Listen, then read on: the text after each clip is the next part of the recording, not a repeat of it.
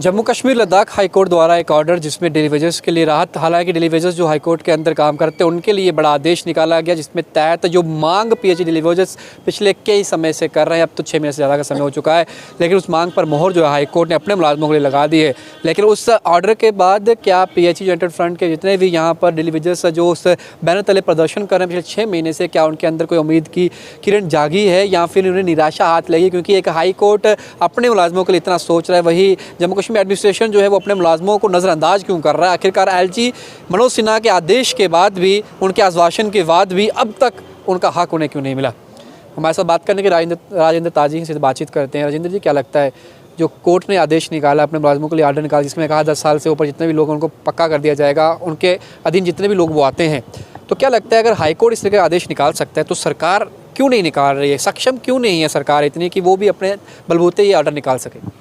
शुक्रिया आपका और आपके चैनल का। देखिए, सरकार सक्षम है स्मार्ट सिटी बनाने पे, सरकार सक्षम है बड़े बड़े प्रोजेक्ट लाने पे, सरकार के अधिकारी, लेकिन डेली वेज की थाली में रोटी नहीं देनी। माननीय हाई कोर्ट पिछले 4 साल से इनका वेट कर रहा था, ये वह उनको भी घुमाने की कोशिश कर रहे थे। उन्होंने फिर अपना अधिकार का इस्तेमाल करके अपन लोगों को रिलीफ दी, जो उनको काम, चाहे वो पानी पिला रहा है, चाहे फाइलें दे रहा है, चाहे छोटे मोटे जो काम कर रहा है, उन्होंने ये समझा। हमारे चीफ जस्टिस साहब ने जम्मू कश्मीर लद्दाख के, और हम उस फैसले का वेलकम करते हैं।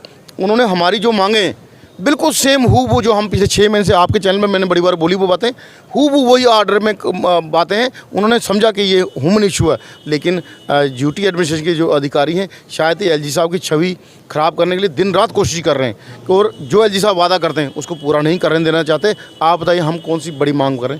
हम आप यही कह रहे थे कि क्लास 4 के अंदर हमको रेगुलाइज किया जाए।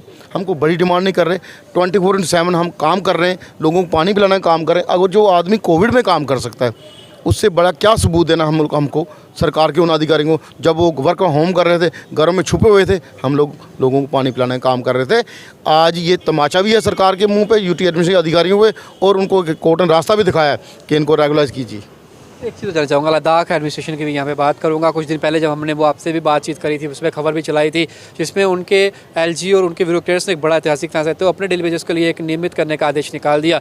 वहाँ के एलजी भी तो सेंटर के अधीन ही आते हैं, यहाँ के एलजी सेंटर के अधीन ही आते हैं, तो क्या वहाँ के एलजी एमपी जो हैं वो अपने लोगों के मसले इतनी जल्दी वहाँ तक पहुँचा रहे हैं कि यहाँ जम्मू क्या दिल्ली से इतना दूर है कि यहाँ के मसले वहाँ तक नहीं पहुँच पा रहे हैं? देखिए, ये आपने बड़ी अच्छी बात की, और एक स्टेट की 2 यूटी बनी हैं, सेम होम मिनिस्टर के अंडर आते हैं। अगर वो लद्दाख यूटी वाले होम मिनिस्टर से जाके सारे अपने काम करवा रहे हैं, इसका मतलब कहीं ना कहीं हमारे जो लीडरशिप है यहाँ पे उनकी नालायकी है कि वो दिल्ली में बात नहीं कर रही या एडमिनिस्ट्रेशन की बात नहीं सुन रही।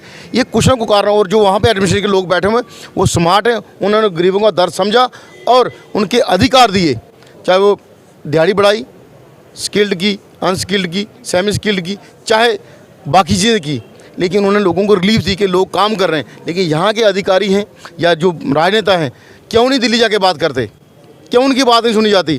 पिछले 2.5-3 साल से लगातार हमें वादे किए जाते हैं, हाँ हम बात। आखिरी आप जो है वो सरकार को चेतावनी देना चाहते हैं, क्योंकि अब तमाम चीज़ें तो हो चुकी हैं, अब क्या लगता है कि सरकार का वेट करेंगे या इस आंदोलन को उसी लेकर चलेंगे, या फिर कोई उग्र प्रदर्शन देखने को मिलेगा आने वाले समय में? देखिए, 15 दिसंबर तक सरकार के पास टाइम है और डिप्टी साहब के पास टाइम है, जो उन्होंने हमारे से वादा किया था कि इस मसले को हम हल करना चाहते हैं।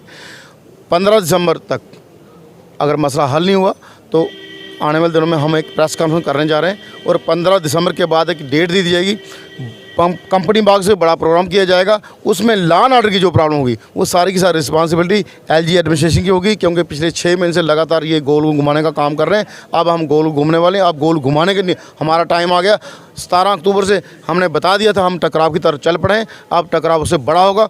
गोली सीने पे खाएंगे, पीठ नहीं दिखाएंगे, बगैर पास घर नहीं जाएंगे। चलिए बहुत शुक्रिया आपका समय देने के लिए। तो साफ तौर पर खुली चेतावनी सरकार को ये कह दिया गया है कि 15 दिसंबर को एक मेगा प्रेस कॉन्फ्रेंस की जाएगी, जिसके बाद कंपनी वाग में जिस तरीके का ट्रेलर दिखाया गया था उसी तरीके की पिक्चर जो है पूरी दिखाई जाएगी, और इसकी जिम्मेदारी सरकार की होगी। लॉ एंड ऑर्डर की सिचुएशन जो भी बनेगी उसका जिम्मेदारी हमारी नहीं है। अगर उससे पहले सरकार कोई पहल करती है तो उसे वेलकम स्टेप माना जाएगा, लेकिन 15 दिसंबर तक का समय जो है यहाँ से डिलीवरी जो है वो सरकार को दिया गया है। तो अपने कमेंट बॉक्स में रखें, वीडियो को शेयर करें। बाकी बड़ी तमाम अपडेट्स के बने बहु एक्सप्रेस पर। इधर के साथ शुभम लगे बहु एक्सप्रेस के लिए। जय हिंद।